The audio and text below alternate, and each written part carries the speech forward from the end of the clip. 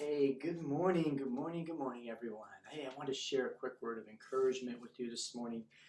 In my quiet time, I was reading this passage in Isaiah 60:15, and I think it's going to speak to some of you today where you are. I hope it encourages you. And it reads, "Though you were once despised and hated, with no one traveling through you, I will make you beautiful forever, a joy to all generations." Wow. In this passage, Isaiah is reflecting upon one of the darkest periods in all of Israel's history, a roughly 70-year exile in Babylon. Their grief, sorrow, and loss was so intense, and it's all that many of them ever knew.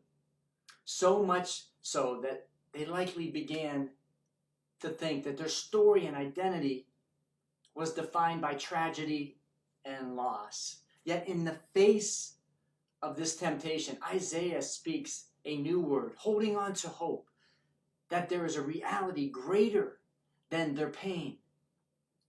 And we too are constantly tempted to allow our difficulties, our tragedies of our lives to define us. Filled with sin and suffering, this world is not as it's meant to be. And as a result, not a single one of us will pass through this life without sorrow and pain.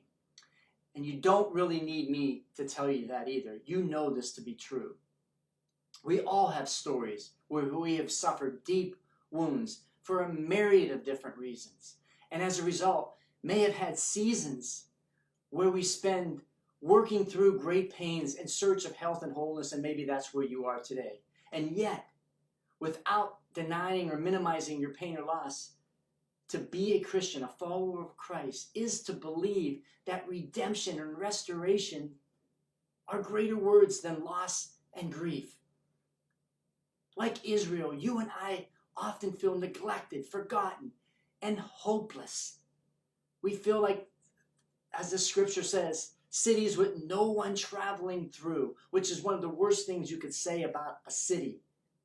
We are wounded and beaten down, neglected and ignored. And yet, I love what Isaiah says in the face of this wound and tragedy. In verse 1, he says, "Arise, shine, for your light has come." Guys, as Christians, we must believe that if God can bring Jesus back from the dead, it means our hope isn't in vain. It means we have real concrete reasons to believe that in our darkest moments, they are not what is defining us, our identity. And I love this, and I'm going to repeat it because I love it so much. There's no story that God can't redeem. Let me repeat that again. Like I said, there's no story that God can't redeem. This statement is so much more than an empty sentiment, maybe on a card. It's the heart of the Christian faith and the source of our hope for our future. Well, guys, just felt led strongly in my spirit to share that word with you. I hope it does encourage you, ministers to your heart. If it does, please share this video. Hope you have an awesome day. You know that I love you guys, and I'm praying for you.